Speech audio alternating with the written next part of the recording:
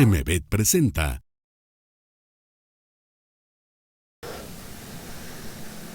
Es un bulldog inglés, es un paciente de 5 años, en donde sus propietarios consultaron inicialmente porque a ellos les parecía que el perro había venido presentando un cambio de comportamiento y había estado presentando este tipo de actividad. Entonces, frente a esto, lo primero que nos tenemos que preguntar es si este paciente lo que estaba haciendo era un tremor de los braquicéfalos o era una convulsión. Había algo que nosotros en la clínica tenemos un servicio que es el servicio virtual, donde los veterinarios consultan a través de este servicio, mandan casos clínicos. Entonces este básicamente fue un video que llegó por el servicio virtual. Entonces se les sugirió que le hicieran algún tipo de actividad para distraerlo, para ver si el movimiento que presentaba en su cabeza tendía a desaparecer, y lo que ellos contestaron es que a pesar de que le generaban algún tipo de estímulo, el paciente seguía con este tipo de actividad. Entonces nuestra propuesta fue que muy probablemente este paciente lo que tenía era un episodio de tipo convulsivo. Después ya el paciente acudió a consulta, y en consulta pues ya empezamos a obtener un poco de mayor información. Y básicamente Orson, además de tener el episodio convulsivo, estaba presentando tremor, básicamente un torneo, tenía un torneo hacia la derecha, también empezó a tener pleurotótono hacia el lado derecho, y esto nos hace, pues el cuadro empezó a progresar más o menos en un periodo de 2 a 3 semanas. Entonces, teniendo en cuenta la información que teníamos de Orson, lo que hicimos fue tratar de neurolocalizar el sitio en donde está la lesión, y básicamente lo localizamos como un problema, un síndrome cortical o subcortical, frontal o frontoparietal derecho, y básicamente sabíamos que era una lesión que estaba por encima de la tienda del cerebelo, o sea, era una lesión supratentorial. Y teniendo en cuenta esto, dependiendo a la metodología que utilizamos en todos los pacientes con problemas neurológicos, empezamos a tratar de establecer cuál era el origen del problema, si era un perro hidrocéfalo. Realmente era un perro viejo para empezar a manifestar signos de hidrocefalia hasta esa edad. Sin embargo hemos visto bulldog inglés hidrocéfalos que empiezan a manifestar signos ya estando viejos, adultos. Epilepsia idiopática, digamos, está en el límite del rango etario para los perros epilépticos, y adicionalmente presentaba signos posictales, lo cual nos hacían pensar que no podría ser epiléptico, y además eran progresivos, iban tendiendo a aumentar el problema a medida que iba pasando el tiempo. Neoplasia, pues era una consideración importante en este paciente. Una encefalopatía hepática, pues era una posibilidad, pero no había signos adicionales desde el punto de vista clínico que nos hicieran pensar de esta patología. Un problema de tipo, una meningoencefalitis de origen no conocido, existía la posibilidad por la progresión, o una meningoencefalitis de tipo infeccioso, también existía la posibilidad por la progresión del cuadro clínico.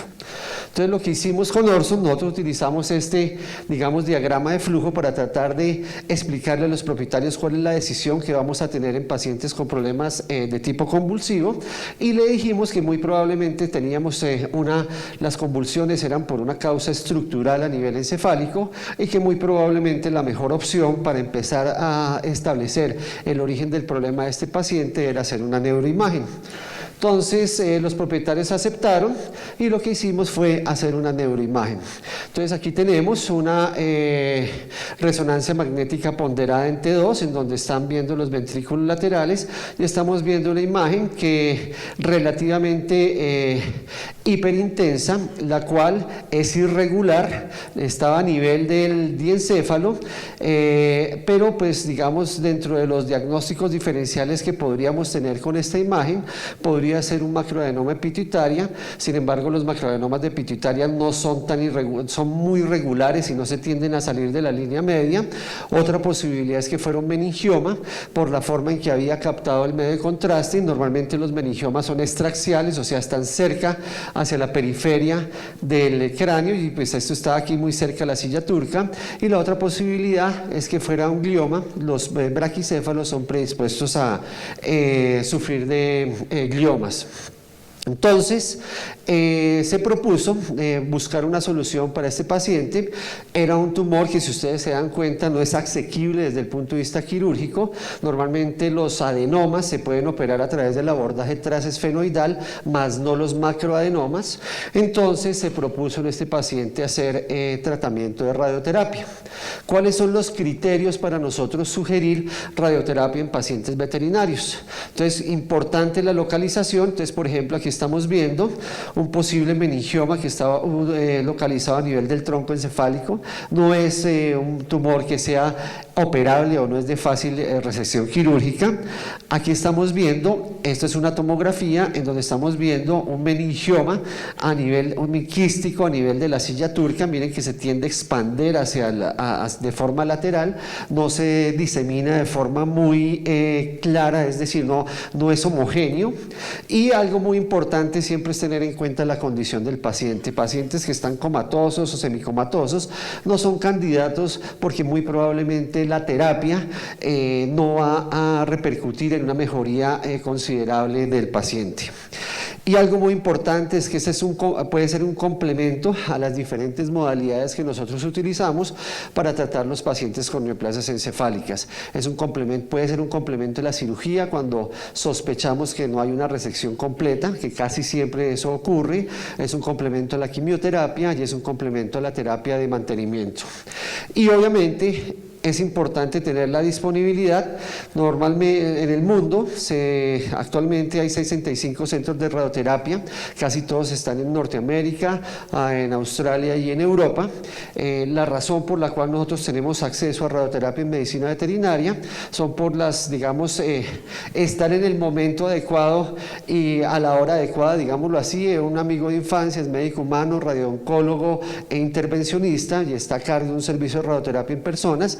Y él, pues desde hace algún tiempo tenemos un convenio interinstitucional en donde nosotros podemos llevar los pacientes para poder ser irradiados. Entonces, obviamente lo hacemos con determinados protocolos, con determinados flujos de manejo, porque si no lo hacemos de esa forma, muy probablemente ese convenio ya se hubiera echado a perder. Entonces, lo que nosotros primero hacemos es la planificación para el tratamiento de las neoplasias encefálicas. Normalmente las personas que irradian tienden a marcar las referencias con tinta china o con suturas, pero en el hombre la piel del cráneo no es tan móvil, mientras que la piel del cráneo de los perros es muy móvil. Entonces, dentro de lo que nosotros primero hacemos es que hacemos una máscara, que es esta, en donde vamos a delimitar o señalar los sitios por donde va a entrar la radiación. Esta máscara se hace, y después de que se ha fabricado la máscara, se hace una tomografía para hacer una superposición de imágenes de la tomografía con la resonancia. Entonces, aquí estamos viendo la masa de Orson, la masa encefálica, los globos oculares, y aquí estamos viendo el área irradiar y el área de seguridad. Eso es con el fin de no destruir masa encefálica, sana, y poder también saber hasta dónde nos vamos a extender para tratar de, destruir todas las células tumorales. Entonces, nosotros trabajamos con un equipo de megavoltaje, que es un acelerador lineal de alta energía, que básicamente es este equipo. Después de que se ha hecho la planificación, a través de un sistema de cómputo se envía la información al computador, y el computador manda la información al acelerador, en donde va girando en 360 grados alrededor del paciente y va direccionando la radiación.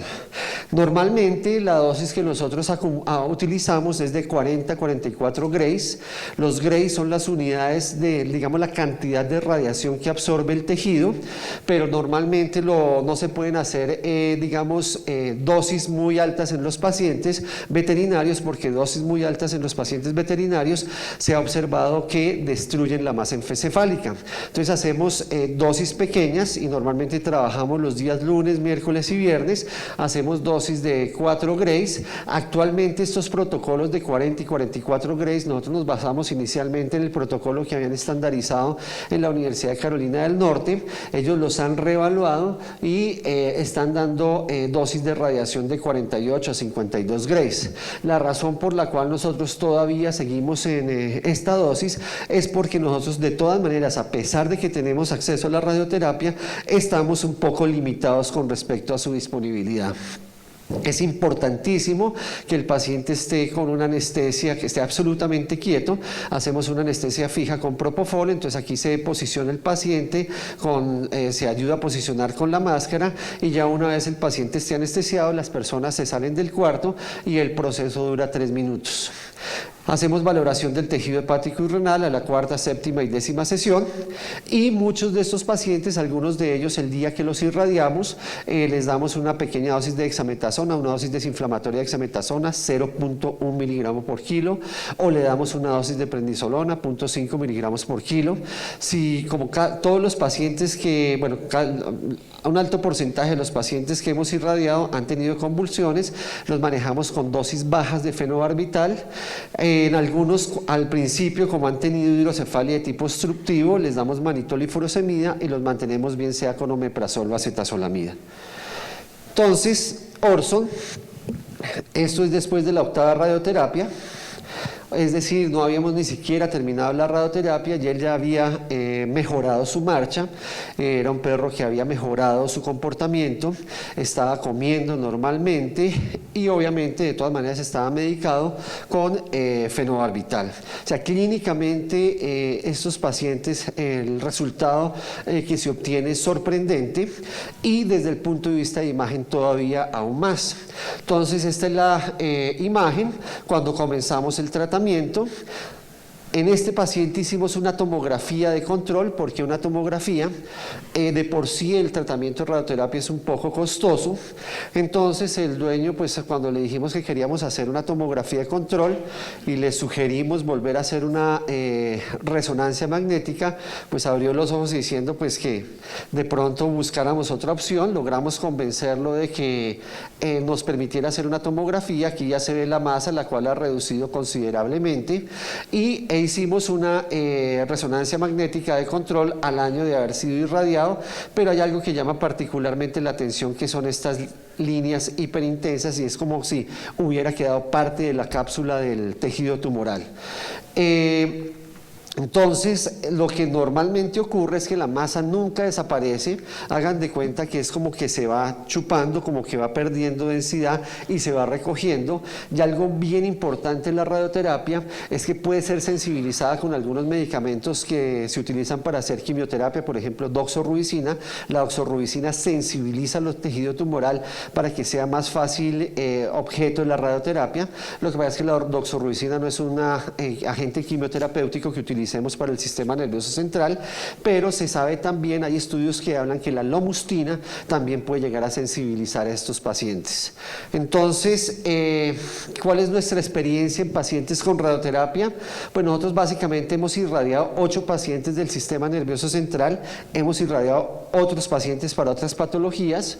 Entonces, por ejemplo, Lucas, el diagnóstico fue presuntivo por imagen, un macroadenoma de pituitaria, y el diagnóstico después de que el perro murió fue un meningioma quístico en la silla turca. Tratamos por todos los medios que los dueños nos permitan hacer la histopatología de estos pacientes. Este paciente murió por un accidente cerebrovascular, un vaso sanguíneo que irrigaba el tumor se rompió y murió por un accidente cerebrovascular de tipo hemorrágico.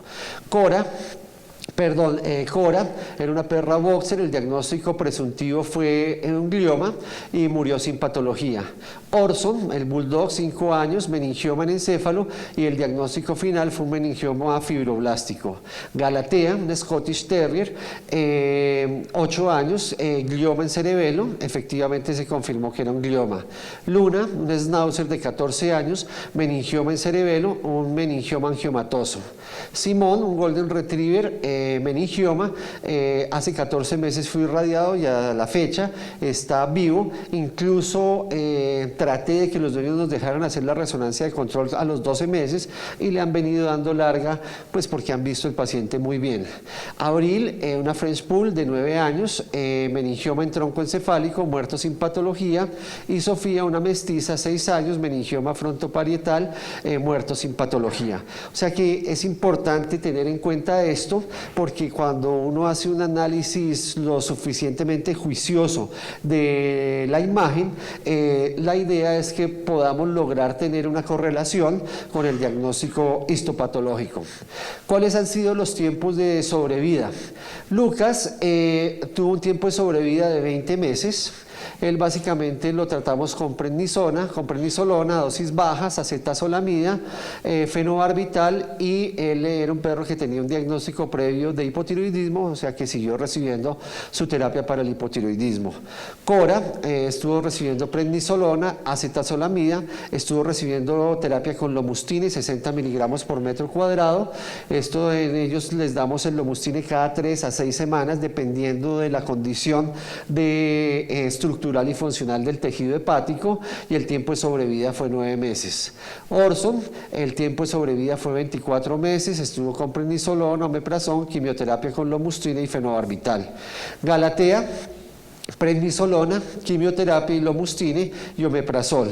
Luna estuvo recibiendo en forma inicial, antes de ser irradiada, terapia con homotoxicología. Era una perra que tenía diagnóstico de hiperadrenocorticismo dependiente pituitaria, entonces estaba recibiendo Betoril, omeprazol, y era una perra que tenía una cardiomiopatía, entonces estaba recibiendo Cardial. Simón, el que está vivo, prednisolona, fenobarbital, levotiroxina, también tiene diagnóstico previo de hipotiroidismo, y este paciente actualmente está con terapia metronómica. La terapia metronómica disminuye la angiogénesis a nivel tumoral, es decir, disminuye la vascularización del tejido tumoral. Normalmente la terapia angiogenética que yo utilizo es ciclofosfamida, dosis bajas, 10 miligramos por metro cuadrado, todos los días, junto con algún AINES. Entonces, pero aquí tenemos el problema que si el perro recibe prednisolona, no le damos el AINES. Esta prednisolona fue cuando el perro se estuvo irradiando, ya después de que terminó la radioterapia. Entonces le damos la terapia metronómica, utilizamos carprofeno a 2.2 miligramos por kilo cada 24 horas, y algo muy importante es que le damos un antioxidante para disminuir los efectos secundarios de la ciclofosfamida sobre la mucosa vesical. Ustedes saben que la ciclofosfamida es responsable de una cistitis inflamatoria de origen farmacológico, y se sabe que cuando se combina la terapia metronómica con algún antioxidante, en este caso por ejemplo melatonina, se disminuye la probabilidad de que pueda llegar a desarrollar cistitis. Abril, prednisolona, quimioterapia, lomustina, fenobarbital, 3 meses de sobrevida, y Sofía presentó un promedio de 6 meses después de haberse hecho el diagnóstico y después de haberse irradiado. Pero digamos, ¿cuál es el análisis comparativo que tenemos para poder, digamos, entre comillas, sugerir en un paciente la radioterapia, además de su localización y de su condición clínica? También les decimos cuáles son los periodos de sobrevida. Tratamiento paliativo, bueno, aquí vamos primero con algo, y es que nosotros hemos diagnosticado 79 pacientes con neoplasias encefálicas. Nosotros empezamos a tener contacto con las neuroimágenes a partir del año 1974. Entre 1974 y 1979 estuvimos haciendo tomografías a través del Correo de las Brujas, es decir, íbamos a la 1, primero a la 1, después a las 2 o a las 10 de la noche a hacer tomografías. Es decir, entre el año 2004 y 2009, eso fue parte de estos diagnósticos, más o menos como el 30% fueron por tomografía. La tomografía es menos sensible para el diagnóstico de neoplasias encefálicas que la resonancia. A partir del 2009 empezamos a hacer resonancia también en centros humanos hasta abril del 2014. Y a partir de que se inauguró el centro de resonancia en Bogotá, que fue en abril del 2014, a la fecha hemos diagnosticado 79 pacientes con neoplasias encefálicas, que si ustedes sacan la cuenta, más o menos es un promedio similar de lo que reporta la literatura a nivel mundial. Ahora, de esos pacientes, 60 pacientes han recibido tratamiento. ¿Qué tratamiento han recibido? Han recibido tratamiento paliativo, 36, en donde el tiempo de sobrevida son 7.8 meses. ¿Qué significa tratamiento paliativo? Un anticonvulsivo, prednisolona, posiblemente acetazolamida, omeprazol. Algunos de ellos, además de haber recibido tratamiento paliativo, han recibido quimioterapia. Básicamente lo que nosotros les damos, solo a un paciente le hemos dado carmustine, al resto le hemos dado lomustine. Y el periodo de sobrevida es un poco menor. hemos operado 6 pacientes, 4.5 meses. Probablemente esto está siendo un poco sesgado. ¿Por qué razón? Al principio, cuando no conocíamos un poco del tema, de forma muy entusiasta estábamos metiendo pacientes que no tenían indicaciones para entrar a cirugía, lo cual eso de alguna forma u otra nos sesga un poco en los periodos de sobrevida. Y con radioterapia tenemos un promedio de sobrevida de 12.3 meses, en donde en este momento hay 7 pacientes muertos, 1 vivo, en donde claramente sabemos que el periodo de sobrevida con meningiomas es mucho mayor al periodo de sobrevida con gliomas. De todas formas, estamos un poco lejos de los resultados que normalmente reporta la literatura, que más o menos hablan que radioterapia más o menos da en promedio periodos de sobrevida de 12 a 24 meses. Posiblemente esto sea un poco sesgado por el hecho que empezamos un poco tarde la terapia y en algunas ocasiones por el hecho que estamos un poco limitados en la cantidad de radiación que les podemos dar a estos pacientes. Pero no solo utilizamos radioterapias para neoplasias primarias, también utilizamos radioterapia para neoplasias secundarias. En este caso, las neoplasias secundarias que más hemos irradiado son las que están en la cavidad nasal, que han invadido la masa encefálica. Entonces, este es un carcinoma neuroendocrino de un paciente que también fue irradiado. Y actualmente, pues también estamos empezando a incursionar a irradiar los pacientes que sospechamos que tienen meningoencefalitis granulomatosa, en donde tienen masas relativamente grandes a nivel de la masa encefálica, fuera de la terapia con cortisona y con la arabinosocitocina, que es la mejor opción para estos pacientes. Pues obviamente la radioterapia pues les puede llegar a ayudar. Bueno, esto son un poco la secuencia. Bueno, tengo fotos del año 2009 y no tengo fotos del año 2007, pero esto fue en Buenos Aires en el año 2011.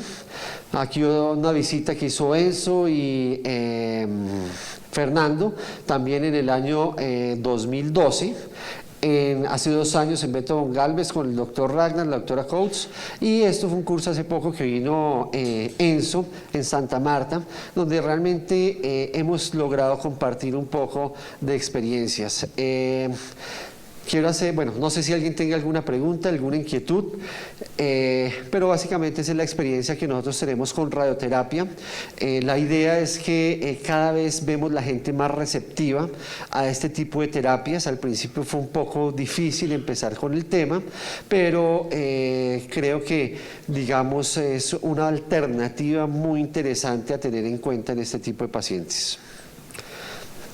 ¿Preguntas?